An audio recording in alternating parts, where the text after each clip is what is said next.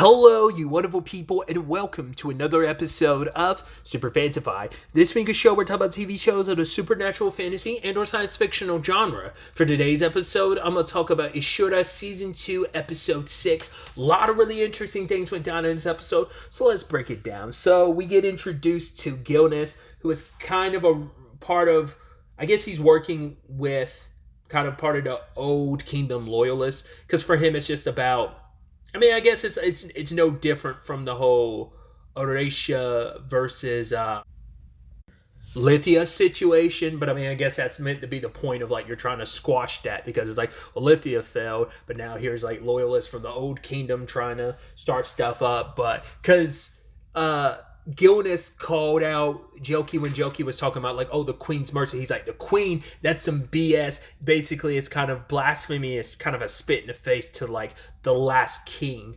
What was his name? Like, it's like AUR, I believe.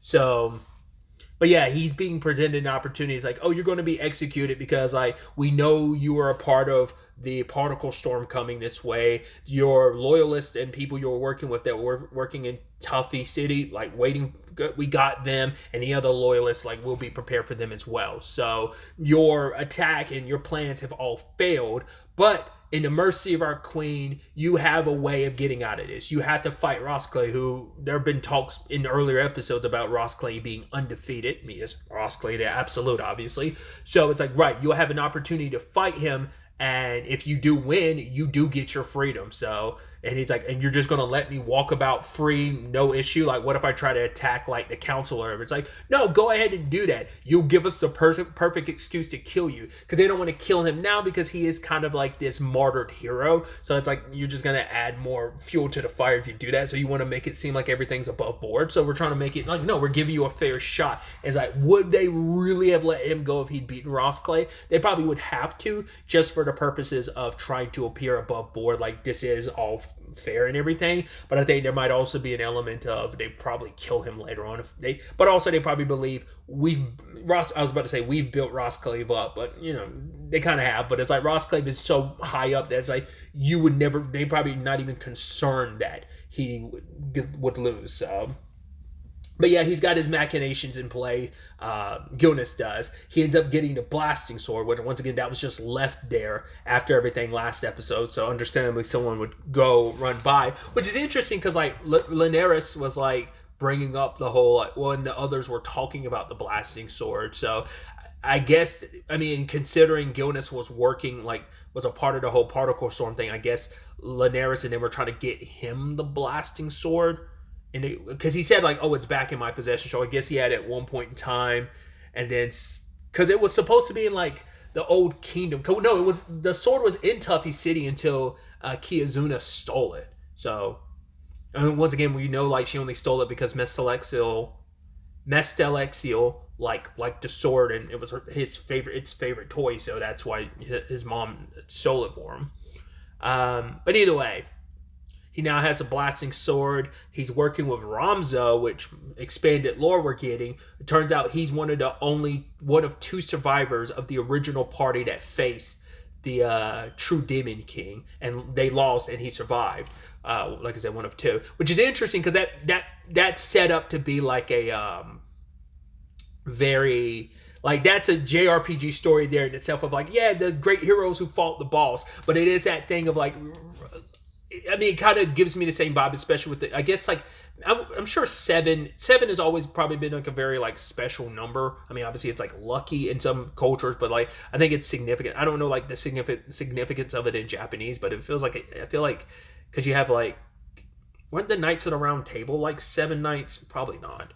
But, like, 7, like, is a very significant number, so I don't know if, like, it had extra meaning in Japanese. I'm sure it does. There's a lot of stuff that has meaning in Japanese I'm just not aware of.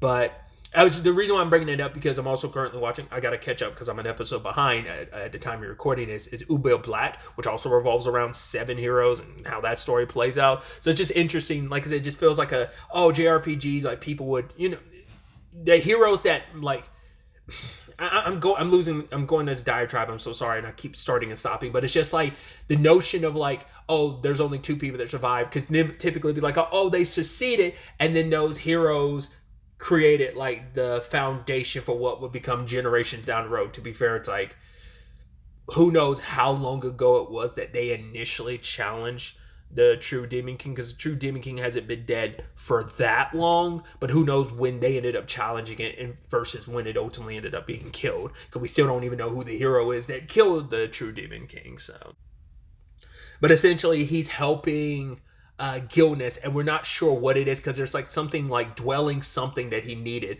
but basically it was something that was put inside of it was some kind of technique that allowed Gilness to push his body to maximum like potential, and he's going up against Rosclay.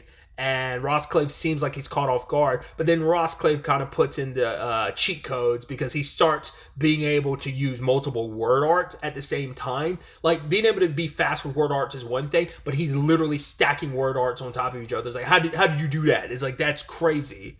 And we find out it's all, I was like, that seems wild and weird. I was like, especially like the way it sounds, it doesn't sound right. I was like, that's so weird. And it's like, how do you compete with that? I mean, Gilness didn't immediately die. I was like, oh, I guess that's why this guy is crazy like he is. You know, he's cracked. It's like, this guy's too good. But then we ultimately find out it's complete and utter horseshit. He's a propped up hero.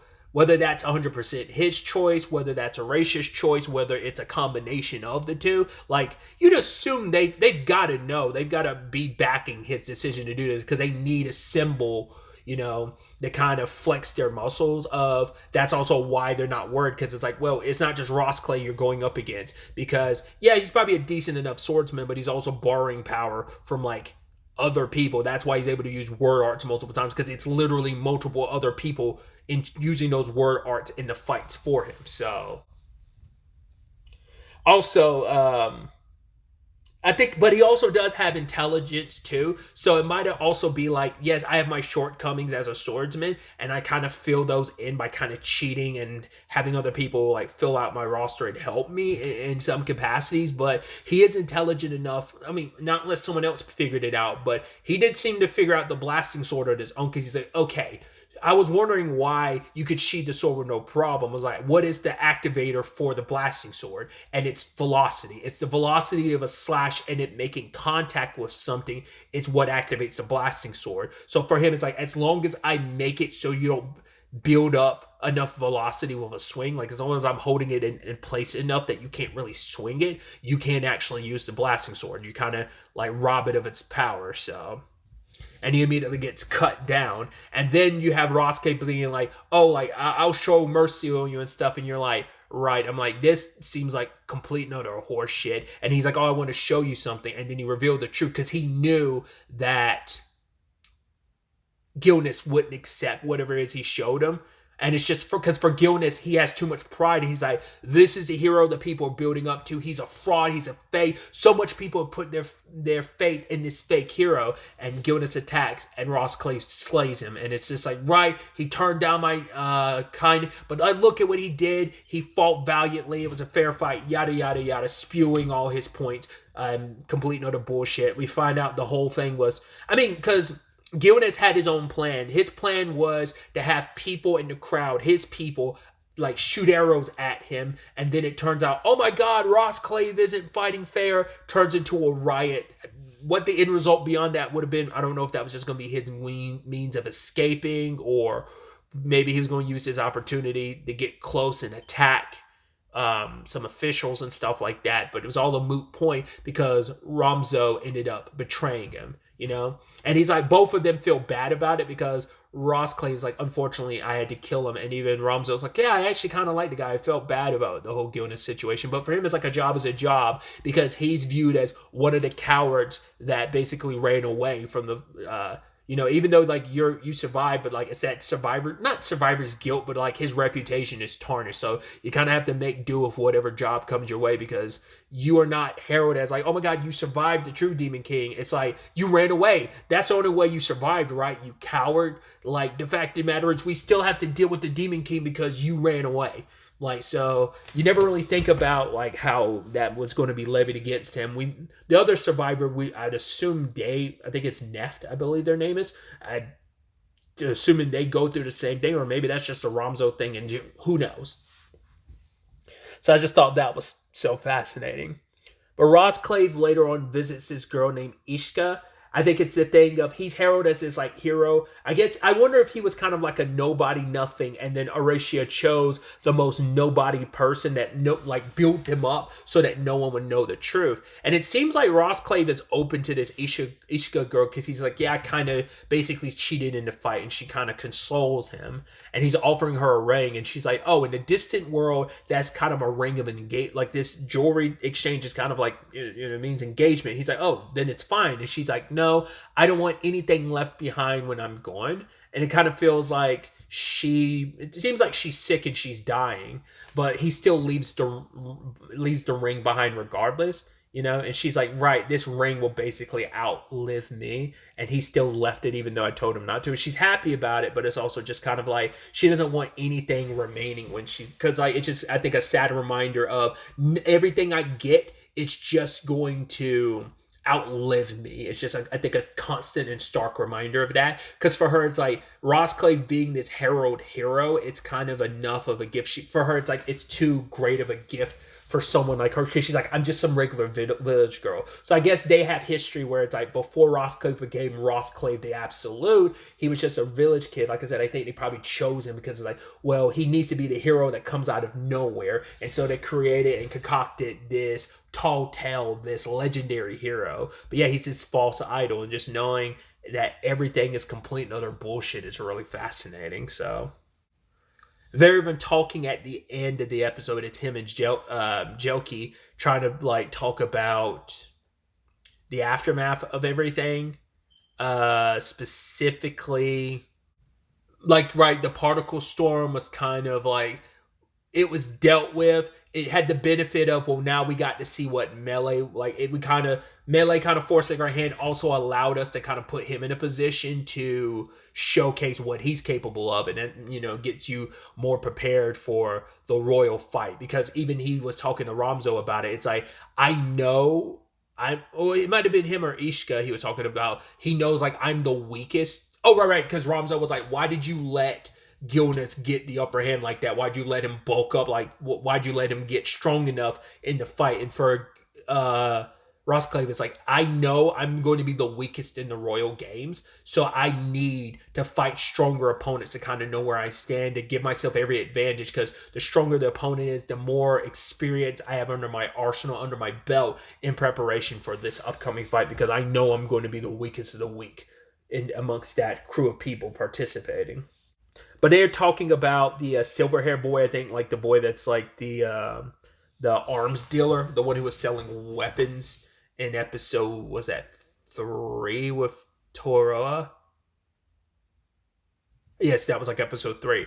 I think they talk about like, okay, like he's someone manipulating, he's trying to like get rid of as many opponents as possible to escalate and quicken when the Royal Games are starting, because we know like he's trying to incite war to pop off, and I guess that kind of plays a role in it too, like expediting like the Royal Games happening more quicker, I guess. And they talk about basically where the village he has, or group that he has ties to, was it Akashu or something, or Akahu or something like that. So I'm curious to find out what that's all about. We also catch up with Toroa and Kuro.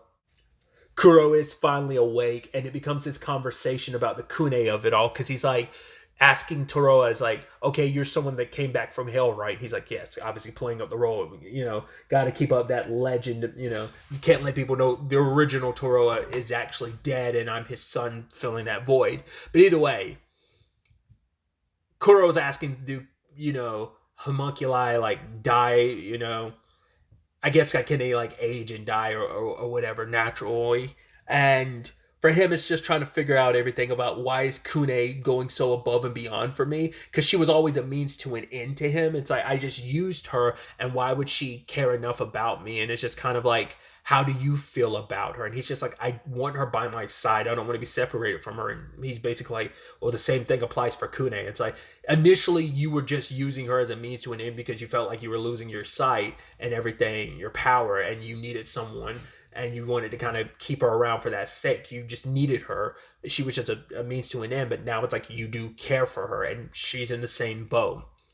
And even Toroa asked Kune later, is like, do you know why he saved you in the bathroom? She's like, no, because I was just being selfish. And he's like, no, it's because Kuro, even without realizing, he saw a future for himself. Where it's like, if you weren't there and if you weren't fine, you would have never been down there to like ask me for help, ask me and Kiyazuna for help when it comes to saving Kuro's life, and so he wouldn't be here. So it's kind of like, once again, that like they brought up last episode, the subconscious thing of Kuro does things without even realizing it's kind of for his benefit, like it happens subconsciously. So he's still alive and everything. And Toro leaves. He even told Kuro like they'll probably meet again. I was wondering if it was going to be in the games, but Toroa has no interest in it until he gets approached by one of the 21. What was it? I think it's Mizio is like one of the generals, when it like 21 or whatever. And it's like, oh, I'm going to be your sponsor for the games. And it's like, why? It's like, because it'll be fun. But Toroa was like, I have no interest in that. Because she's like, I can give you a better chance of fighting Alice if you participate. Because I'm like, is he even because he was fighting with by Auratia's side. I don't remember if he's sponsored by one of the generals or not. Just like, what's her name? Was it? Is it Elena who's sponsoring Kia? Like that type of situation. So, but like Toro was kind of like, I have no interest in being used by anyone ever again, and he leaves. But you're just like, it's only a matter of time. Something's going to cause you to come back and take that general up on their offer. So we'll see where things go, but it's only a matter of time. The question is, what's going to be the situation that forces his hand where he has to participate? I guess not less more weapons get involved into the whole situation. Maybe that'll be the catalyst, but we'll have to ultimately wait to see where all of this ends up taking us going forward into the next episode. But really, that's all I wanted to talk about. Till the next time we meet, be happy, be safe, live life to the fullest, and enjoy it. Good day and goodbye.